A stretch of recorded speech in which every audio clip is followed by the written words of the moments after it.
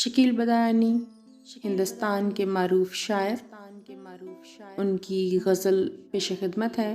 कहते हैं, आज फिर गर्दिशे तकदीर पे रोना आया, दिल की बिगड़ी हुई तस्वीर पे रोना आया।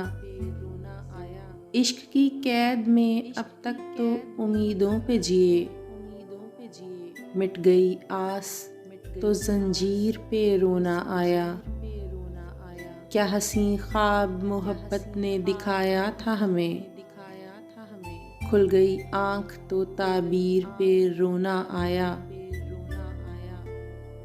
पहले कासिद की नज़र देख के दिल सहम गया, फिर तेरी सुर्खिए तहरीर पे रोना आया।